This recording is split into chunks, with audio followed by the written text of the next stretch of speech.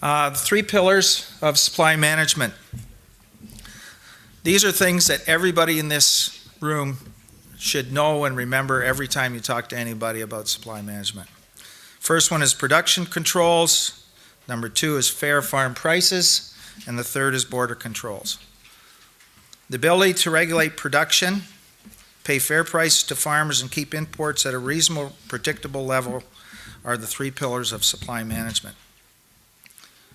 Each pillar is critical to the stability of the system that has served Canada so well in a world where trade in eggs, poultry, and dairy products is so distorted, unfair, and unstable. And I have the opportunity to go to meetings in the United States and maybe more so internationally, where you see what happens, especially at a primary production level, some of the prices that some of these people get for their product. Again, it's just all about supply and demand, and it's something, again, that we're very fortunate not to have to deal with. Production controls. Supply management refers to producing the right amount of eggs required to match consumer demand. I have a question to ask people, because this, in my mind, is something that was really something that we had to show government back a long time ago. So I'm going to ask, when we got full agency powers, what do you think the production decrease was on a percentage basis, and how long did we have to do it? So if we, based on, and back in that time we had what we call production quotas and basic quotas. So from a production quota, and we were overproducing obviously, to our basic quota, how much of a decrease do you think we had to have? Anybody? Throw out a figure. Directors can't answer. And the directors can't answer. Brett? 33? I think pretty close. Yeah, it's close. Where'd you learn that? Jacob, how long? 40. No, I think about 30. I think we were down to about 66%, so 33, 34%. How long do you think we had to put that in effect? 2 years. 6 months. 6 months. So, sorry, go ahead, Harry. Just some math, because I've had one producer say, well, I want my 33% back. When you do the rate of lay, when that 33% was taken out versus the rate of lay today, you're actually getting more birds or more eggs with less birds. And we say the same thing in terms of people that want to use corn for export or corn for pork. Increase efficiencies. When the system was first set up in '76, the rate of lay was 17.5 dozen eggs. And as we get into some of the history in our 50th, there's Canada Poultry Magazine's Bob Scott from Huron County basically said, I had a great mortality at only 12%. So, and you guys, some of the, Mr. Hunter would remember ILP, Newcastle bronchitis, Marek's disease. Gumboro. 12, 15, 20% was not unheard of in the layer business. So you needed, if you wanted 100 birds, you needed to start off with 120, or if you needed 100 at the end of the lay, you needed to start with about 140. When I started fall business in the late 60s and early 70s, we would guarantee you wouldn't have more than 24% mortality in 12 months. That was our guarantee. Do you want to put that in guarantee today? So I'll go back to what I used to tell Ryan, this kid that worked for him. You wouldn't believe. You wouldn't believe. EFO manages production with a quota system, which requires egg farmers to be licensed and possess layer quota. A quota in the province and within the national system results in the collective production of a volume of eggs required for the market. Fair farm prices. Farmers who produce eggs under supply management are engaged in a social contract. Farmers are paid a fair price for their eggs based on the actual cost of production that includes a fair return for their labor and investment. The COP survey is updated every 5 years. If you are contacted to participate in the near future, we encourage you to do so. And that is in the process right now. Roger actually is on the COP committee. You chair that? No, no, I know the guy that's chair, that's right, yeah, sorry. You know, 50 birds if they participate. Oh, Harry just said we'll give you 50 birds if you're willing to participate. The use of, not gift. Give We'll the use. Place an extra 50 birds. Yeah. When you participate in the survey, it's that important. What's that? Space permitting and for 1 year. Yeah. Thank you. There you go. That's fine. There's some bait. Okay, border controls. You can't, as I mentioned before, you can't manage a market without having reasonable and predictable levels of imports. And again, when I look at what, people say we don't trade in our business, we have regulated trade. We have trade based on historical figures, and we try to work within those. We have had some World Trade Organization decisions that have affected that over the years, but we are very vigilant about making sure that those trade figures stay in line. The system to achieve this consists of import control or import tariffs, as well as global and supplementary import permits. Import tariffs are essentially taxes on imports to offset other countries' subsidy levels and distortions in the world market. Global permits provide tax-free access for historical levels of imports that are enshrined in existing trade agreements, as I just mentioned. Supplemental permits, so those are the permits over top of the globals, are issued on a short-term basis only if Canadian egg production cannot meet seasonal demand or as quota increases lag in a growth market. So we have a bit of that at this point in both areas. Again, we always need eggs at Christmas, or extra eggs, imported eggs at Christmas, Easter, and Thanksgiving. Right now, again, we're lagging a little bit behind because we have been in a growth market over the past 4 or 5 years. You can announce the 150. Oh, okay. Just hot off the press. As of June 1st, 2015, we will announce this at our meeting tomorrow. It has been sent out. We will have a increase for the 2015 layer leasing pool of an additional 150,000 birds. So we're at a meeting last week with EFC, and that's the figure that we've determined we can put out for the latter part of 2015. So again, in this attempt to catch up to the demand that we're seeing in the marketplace. Again, there will be Application forms out subject to space. Yeah, there will be applications forms coming out, and that will be based on space, allowable space that you have in your barn. So, anyway, to conclude, the 3 pillars of supply management provide choices and supply stability for consumers and fair prices for farmers. In fact, we prefer to call it fair farm pricing. And this is something that we've been trying to promote a little more, again, because that's a positive result of the way we do business, and we think it is a better way maybe to describe what we're doing. The federal government remains firmly committed to only signing trading agreements that retain Canada's ability to control imports. This is by far the most critical issue facing Canadian egg farmers. Again, we have great support. We always have to be lobbying government to make sure that they understand how our system works, the benefits of it, and not just nationally but also provincially. So right at this point, we work really hard at making sure that they do understand.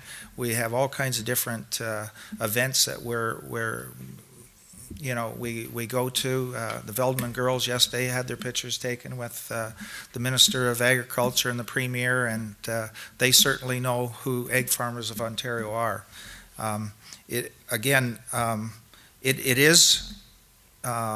We have a two-pronged approach to trade, and I believe that as farmers we should have the right to determine how we market our product. It doesn't seem to make much sense to jump on the export market and lose our domestic market, which has served us very well over the last 50 years. On the red meat side or grains, that type of thing, they're striving to get more exports, and all the power to them. So we just have to continue on to keep promoting what we're doing. They can promote what they're doing, and hopefully we won't conflict with each other. So again, that's about it on that. Again, these pillars, just to give you a little idea, last week I met, back when the Lohmann Distributorship Conference was on in Niagara Falls, I met a lady that worked for a Norwegian poultry publication. So over the last little while, I've been giving her more and more information about the system we have in Ontario and Canada, our supply management system. And it's interesting because as I talk to her, they have production controls to a certain extent on the number of birds you can have in a barn in Norway, but there's no, so right now the most you can have on a new facility is 7,500 birds.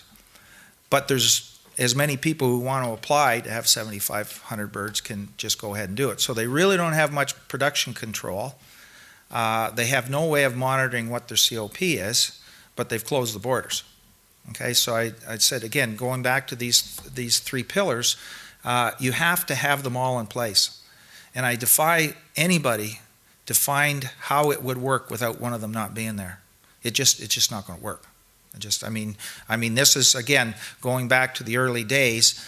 I mean, the fellows that are involved in our grading business today were back then, and they really struggled because we could get a COP, we could control the amount of product we were producing here in Ontario, but we had no control over our imports. So, I mean, you have to have all three of them in place to make the system work. So, anyway, questions?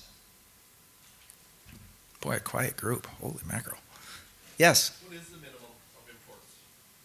The minimum is 3.5%, 4? 4.5%. 4.5%. Well, what are we at now? Well, I can answer the question. Yeah, I'll maybe let Harry, on this one.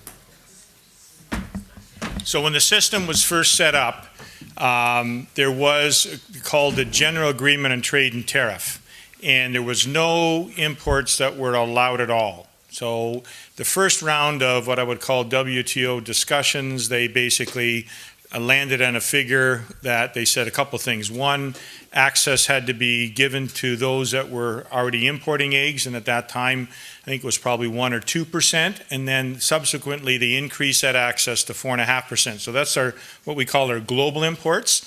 Supplemental imports are eggs that are brought in when the table market or the processed market can't meet the demand.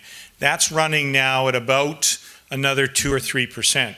And so in the last 2 or 3 quota increases, there's been an attempt to close that gap between what's being brought in, what we should really be producing locally. Roger's going to get into the quota allocation system, how it works later on, but needless to say, as you would know, it takes, if we said, as we just did, the board made a decision today, put on another 150,000 birds as of June the 1st, well, it takes 19 weeks. You could back it up 3 weeks to put the egg down, so you're 6 months before that chicken starts to produce. And so it's a full year after that before you get the benefit of a full year's production. So it's not as short a turnaround time as, say, in the chicken industry, 5, 6, 7 weeks. In the egg industry, basically it takes at least a year to a year and a half before you get all that production in the system. So we're running now about, I'm going to say 7, 8% of imports, and we're trying to close that, narrow that. The Americans love us, we like them, but we would like to like them less, if that's a good way to put that. Any other questions? Yes. Is the cost of production information readily available from the last survey? Well, it's the components are available. I was under the impression, maybe that's a question for Roger, but I was under the impression that if you filled it out, you got your individual cost back, didn't you? Or you were supposed to? For when they filled out the survey on the farms, right? I was under the impression they were supposed to be getting the results of that survey just on their own farm. On their own farm. Yeah, that's correct. I'm going to ask, actually, Rob maybe to help me out with this one a little bit. One change that did happen from a trade standpoint happened during the Uruguay round of the GATT talks, and that's when we lost Article 11. Article 11 was basically full border control, right? That's correct. Yeah, and they went from full border control to tariffs, okay? So we did have the ability to set our tariff lines reasonably high, but again, you do get into a situation as markets change, and there have been times where eggs could come in without tariff, just because of the nature of prices, currency exchange, and that type of thing, based on what's happened in the States. The big promise when we lost Article 11 in the GATT was, it was called tarification. Don't worry, we'll set the tariffs high enough that you will have effective border controls. The next time so in eggs, it actually started off at about 190%, 189, 190%. Milk was a little higher, but the next round of negotiations, they automatically reduced that by 30%. So our current rate on tariffs on eggs coming in other words, if you want to bring eggs in and pay it, is basically 163% or 79 cents, whichever is greater. So as an example, if you were able to buy eggs in the States for $1 a dozen, you'd have to add another $1.63, so because 163% is greater than 79 cents. So you'd be landing them here at $2.63. But as Scott says, at certain times of the year and certain sizes, and depending on the exchange rate, eggs, in fact, were coming over that tariff wall, even though there was 163% tariff on those eggs. So when we get into trade negotiations later on, there's what they both try and negotiate tariffs as well as access. And I fear the reduction of tariffs more than I fear access. Thanks, Harry. All right, any other questions? Yeah. The eggs that were coming in, is that mostly to respond to the table market, or is it for the processing? Both, yeah. Is there one more stronger than the other? Well, the percentage going to the table market are certainly higher right now than they have been, but than they have been in the past, that's for sure. Probably more, Roger, to the process market right at the moment. Yeah, come on up, Roger. You're up next anyway.